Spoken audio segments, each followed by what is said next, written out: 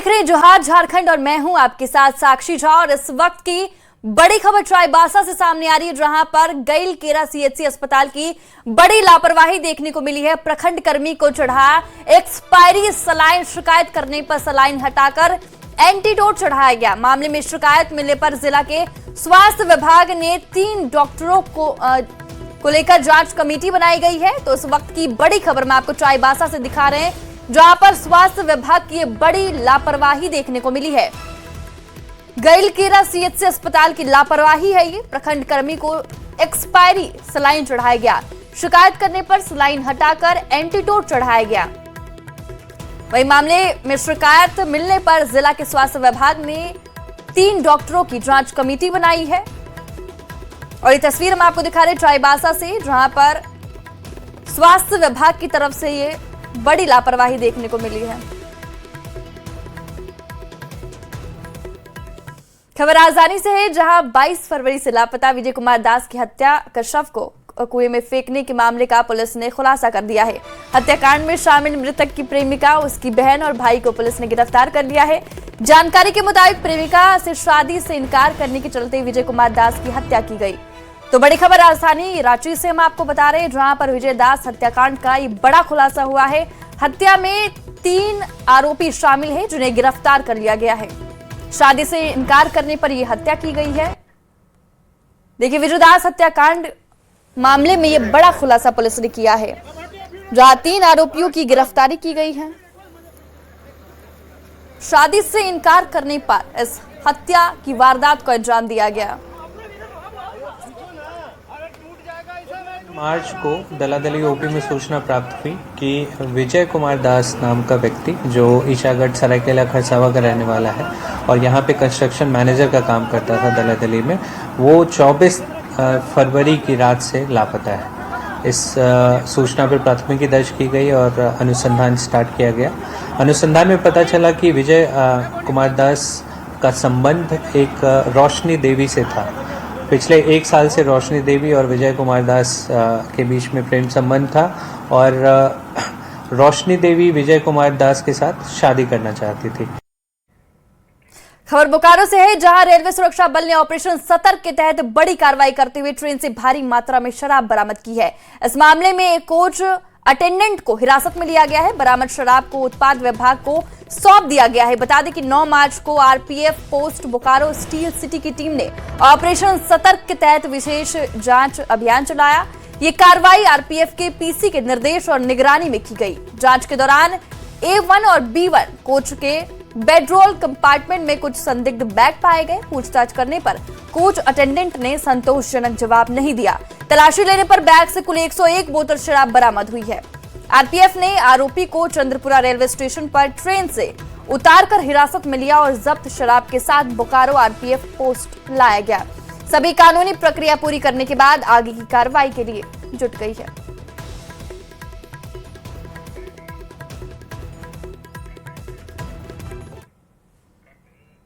विधानसभा के बजट सत्र को लेकर बीजेपी विधायक दल की बैठक हुई है। बाबूलाल मरांडी की अध्यक्षता में यह बैठक आयोजित की गई, जिसमें बीजेपी के विधायक मौजूद रहे। सरकार को घेरने की रणनीति पर चर्चा हुई। बीजेपी के मुताबिक रोजगार, भ्रष्टाचार, लॉ एंड ऑर्डर, महिला सुरक्षा, बालू और कोयले के अवैध ढुलाई के मुद्दे अहम रहे। तो रांची से ये बड़ी खबर मैं आपको दिखा रहे, जहां बीजेपी विधायक दल की यह बड़ी बैठक हुई है। बाबूलाल मरांडी की अध्यक्षता में यह बड़ी बैठक बुलाई गई है, जहां पर तमाम बीजेपी के विधायक मौजूद रहे और सरकार को घेरने की रणनीति पर भी चर्चा की गई। भ्रष्टाचार, जिस तरीके से ब्लॉक कचहरी में जाइए जो लूट मचा हुआ है। दूसरा मुद्दा आप देख लीजिए, महिला सुरक्षित महसूस कर रहे हैं, युवा रोड पर हैं, नौकरी के लिए लोग इधर से उधर भटक रहे। सरकार का जो घोषणा है, घोषणा पर भी अगर थोड़ा सा भी काम करे तो निश्चित तौर पर राज्य का भलाई होगा। हमें लगता है कि घोषणा पर सरकार कोई कार्य नहीं कर रहा है, जिससे राज्य आज कहीं न कहीं नशातर की ओर जा रही है। देखिए, झारखंड सरकार में और हेमंत पार्ट 2 में अभी मुद्दों की कमी नहीं है। आप जिस भी क्षेत्र में जाएं, सिर्फ मुद्दा ही मुद्दा है। सरकार सभी क्षेत्रों में फेल है। पिछले बार बजट लाया, उस बजट का एक पैसा भी झारखंड के विकास में खर्च नहीं हो पाया। अब युवाओं की नौकरी की बात करें, रोज बलात्कार की बात करें, रोज बंदूक की बात करें, बंदूक के शासन की बात करें, रोज मर्डर की बात करें, लॉ एंड ऑर्डर की बात करें, बालू की चोरी, कोयला की चोरी, जितने भी अवैध कार्य इस सरकार में हो रहे सारा चल रहा है। सरकार है भी या नहीं ये भी नहीं पता चल पा रहा है। पूरा जंगल पूरे राज्य में फैला हुआ है। होली की छुट्टी के बाद विधानसभा का बजट सत्र आज फिर से शुरू हुआ। कार्यवाही के दौरान सदन में कई मुद्दों पर चर्चा हुई। सदन के बाहर विधायक रोशन चौधरी और निर्मल महतो धरना पर बैठे। विधायक रोशन चौधरी ने कहा कि बड़का गांव में कोयला का अवैध उत्खनन हो रहा है और इसमें कई लोगों की हत्या भी हो चुकी है। सीबीआई से जांच होनी चाहिए। वहीं मांडू के विधायक निर्मल महतो ने गिरिडीह डीसी के महिलाओं के अपमान का मामला उठाया और कहा कि गिरिडीह के डीसी ने जिस तरह से अंतर्राष्ट्रीय महिला दिवस के अवसर पर महिलाओं का अपमान किया है, ये बिल्कुल निंदनीय है। तत्काल गिरिडीह के डीसी को बर्खास्त किया जाना चाहिए।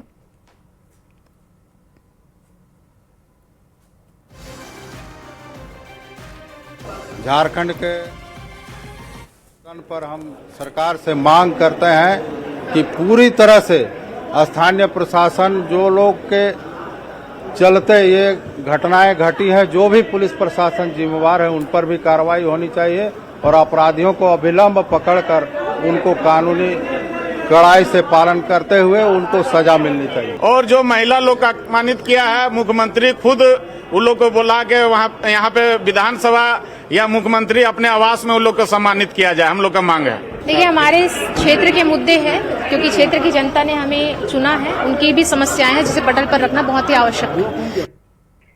सदन में आज कई मुद्दों की गूंज सुनाई दी। प्रश्नकाल के दौरान जेएमएम विधायक हेमलाल मुर्मू ने राज्य में मादक पदार्थ की तस्करी में शामिल पुलिसकर्मियों और पदाधिकारियों से जुड़ा सवाल रखा। प्रभारी मंत्री योगेंद्र प्रसाद ने जवाब देते हुए कहा कि मादक तस्करी में शामिल किसी पुलिसकर्मियों और अधिकारियों के शामिल होने का मामला सामने नहीं आया है। सहयोग से और किसके सहायता से हो रही है ये जानना पड़ेगा। इसीलिए माननीय मंत्री को ये स्पष्ट तौर पर बताना पड़ेगा कि ये राज्य की पुलिस इस अफीम की खेती के पीछे अपना ये हिसाब अपना किताब लगाते हैं कि नहीं लगाते हैं, ये बड़ी स्पष्ट तौर पर 4 वर्षों एवं चालू वर्ष के दौरान अफीम की खेती, मादक पदार्थों की तस्करी के कुल प्रतिवेदित मामलों में कुल की गई कार्रवाई, लंबित मामलों का वर्षवार ब्यौरा और दोषी दोषमुक्त व्यक्तियों का वर्षवार ब्यौरा क्या है। साथ ही साथ झारखंड पुलिस की संयुक्त कार्रवाई में विभिन्न जिलों में 27,015 एकड़ जमीन पर अवैध अफीम की खेती को कब विनष्ट किया गया, आखिर ये विनष्ट किया गया तो उसके पहले वाला क्या हुआ, और इसमें ये दूसरा ही जवाब दे रहे हैं। फिर हम माननीय मंत्री कि मादक पदार्थों की तस्करी में पुलिस की भूमिका का पहली बार जांच हो रही है। नहीं महोदय, नियमित प्रक्रिया जांच हो रही है। राज्य के विभिन्न अपराधों में पुलिस की भूमिका की जांच आवश्यक है महोदय, ये उनका पूरक। हम लोग नियमित प्रक्रिया में जांच कर, कोई भी इनपुट अगर सरकार को मिलता है महोदय, चाहे कितनों से बड़े से बड़े पदाधिकारी और अधिकारी क्यों, उस पर कार्रवाई होगी महोदय। लेकिन अभी तक कोई मामला इस तरह का प्रकाश में नहीं आया।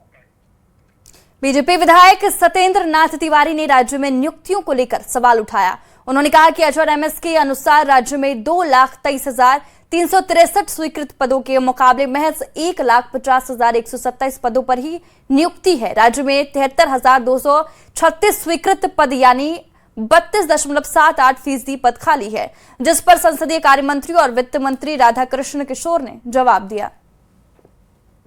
3,51,000 सेंक्शन पोस्ट के विरुद्ध 1,64,000 पद खाली हैं, यानी करीब 45% पोस्ट खाली हैं।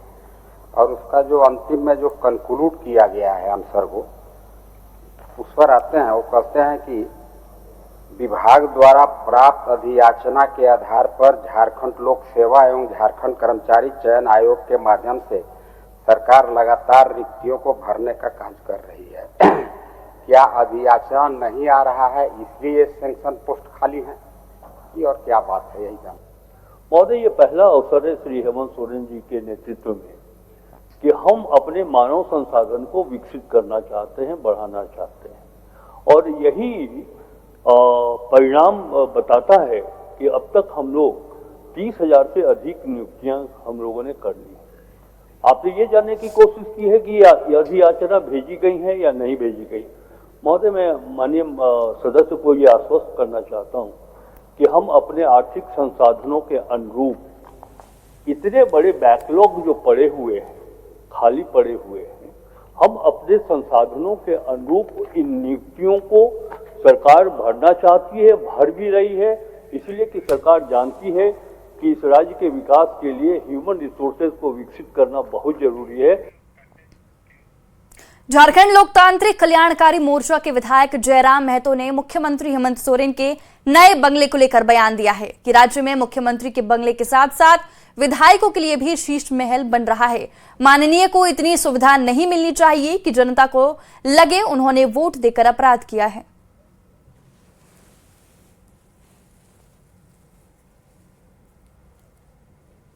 विधायकों के लिए शीश महल बन रहा है तो सीएम तो बहुत बड़ी चीज़ है, और मैं बार बार उस चीज़ को कह रहा हूँ कि सरकार माननीयों को इतनी सुविधा ना दे कि जनता को लगे कि उन्होंने वोट देकर कोई अपराध कर लिया हो। इतनी भी सुविधा नहीं मिलनी चाहिए। अब तक जो भी आवास थे, जो भी सुविधाएं थी, वो काफ़ी थी एक माननीय के लिए। मुझे लगता है कि इन पर विराम लगे। पलामू से बड़ी खबर सामने आ रही है, जहां ग्रामीणों ने टोल टैक्स वसूली का विरोध किया है। दरअसल 4 लेन सड़क निर्माण कार्य अधूरा है, उसके बावजूद टोल टैक्स की वसूली शुरू कर दी गई है, जिसको लेकर विरोध तेज हो गया है, जिससे कई जगहों पर प्रदर्शन और हंगामा देखने को मिल रहा है। स्थानीय लोगों का कहना है कि अभी तक सड़क का निर्माण कार्य पूरी तरीके से पूरा नहीं हुआ है, इसके बावजूद टोल टैक्स की वसूली शुरू कर दी गई है। कई जगहों पर सड़क अधूरी है और कुछ हिस्सों में कनेक्टिविटी भी सही तरीके से नहीं बनी है। ऐसे में टोल वसूली करना आम लोगों के साथ गलत है। इधर इस मामले में NHAI के प्रोजेक्ट डायरेक्टर का दावा है कि जो सड़क का कुछ निर्माण नहीं हुआ है उसे 4 महीने में पूरा किया जाएगा। योजना है भोगू से शंखा, ये 49.3 किलोमीटर की परियोजना है। इस परियोजना में 80% मतलब 41 किलोमीटर रोड सड़क 4 लेन बन गई है, जबकि हम लोग 31.5 किलोमीटर का ही टोल टैक्स ले रहे हैं, पूरे का भी टोल नहीं ले रहे हैं, कम ही ले रहे हैं। मौजूद हूँ मेदिनीनगर के चियाकी में, जहाँ ठीक मेरे दाहिनी ओर आप देख सकते हैं कि ये टोल प्लाजा है। भोगू से शंखा ये 4 लेन का निर्माण NHAI द्वारा ये किया गया है।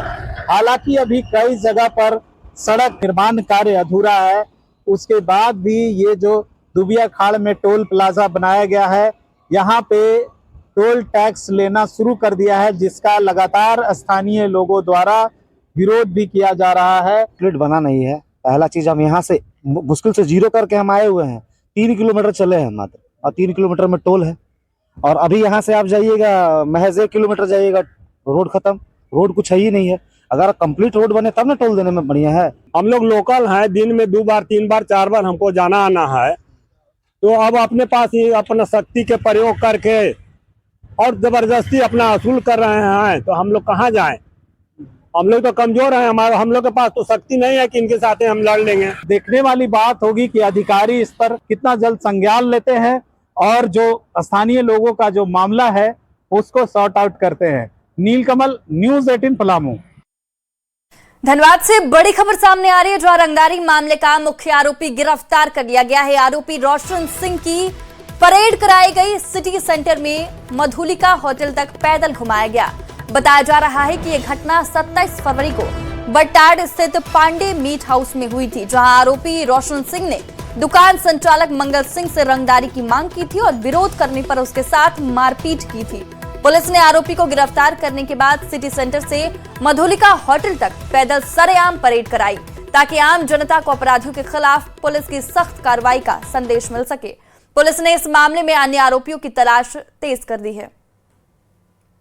पता है कि 27 तारीख को पांडे मीट हाउस में दुकान में घुसकर मारपीट की गई थी, तो 5-6 लड़कों के द्वारा उसको जबरदस्ती मारपीट की गई थी।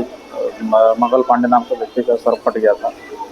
उसका मुख्य अभियुक्त जो रोशन सिंह को गिरफ्तार किया गया। गिरफ्तार करके इस रोड में परेड कराया गया। परेड कराने का मुख्य उद्देश्य ये है कि अपराधी अगर इस तरह का हरकत करेंगे तो उनको किसी तरह का उनको ट्रीटमेंट किया जाएगा, और पब्लिक के साथ जो इस तरह से व्यवहार करेंगे वो अपराधी को किसी भी हाल में बख्शा नहीं जाएगा।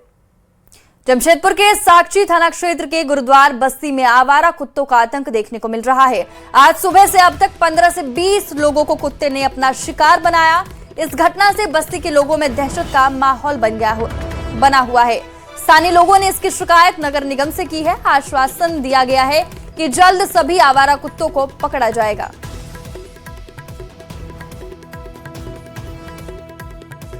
जोर से हमला किया और पूरा चमड़ा निकाल दिया। कितने लोगों को काटा? ये लगभग 15-17 आदमी था। बच्चा लोग को ज्यादा काटा। हाँ, और बकरी का एक का हाथ निकाल दिया। मैंने देर को काट दिया, देवर को। सुबह से कितने लोग? सुबह से लेकर अभी तक 10 जन को काट दिया। कितना डर लग रहा है? बहुत डर है। बच्चे लोग निकलने में डर रहे हैं। मेरा छोटा छोटा बेटा है, मेरा बेटा को भी पैर में काट दिया। काला कुत्ता है। कुत्ता 4-5 दिन से अटैक कर रहा है, छोटा बच्चा को, जानवरों को, सबको। एक कचरा के चलते सब कुत्ता लोग कहीं से भी ले आता है और जर्सी ले आके यहाँ छोड़ देता है। यहाँ से गंद मंद खाता है बच्चा, स्कूल वाला को, सबको। अभी तो बहुत डर लग रहा है कि छोटे छोटे बच्चा लोग जो जा रहा है ना, उन लोग डर रहा, बोल रहा आंटी पकड़िए मेरे को, कुत्ता काट लेगा, कुत्ता काट लेगा। परेशान हो गए। कितना कुत्ता का झुंड है 10-15। बंगाल में काला गेट है ना, उसमें बहुत कुत्ता है। जमशेदपुर के साक्षी स्थित गुरुद्वारा बस्ती में इन दिनों कुत्तों का आतंक देखने को मिल रहा है। और तस्वीर आप देख सकते हैं कि अब जो बच्चे हो, बुजुर्ग हो, सभी लोग जब घर से निकल रहे हैं तो हाथों में किस तरह डंडे लेकर निकल रहे हैं, क्योंकि लगातार कुत्तों का आतंक जो है वो क्षेत्र में बढ़ता जा रहा है। और जंगली कुत्ते जो है बच्चे, बुजुर्ग, तमाम लोगों को अपना शिकार बना रहे हैं और बेरहमी से उनको नोच रहे हैं। हालांकि बच्चे जो है अब घर से निकलने में कतरा रहे हैं, स्कूल जाने में कतरा रहे हैं।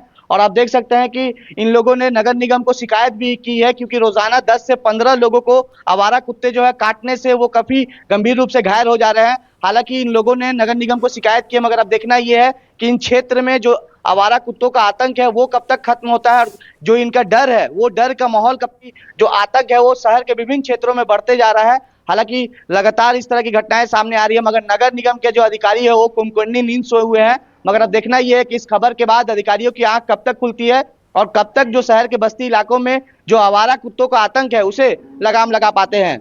न्यूज़ 18 के लिए जमशेदपुर से आशीष कुमार तिवारी।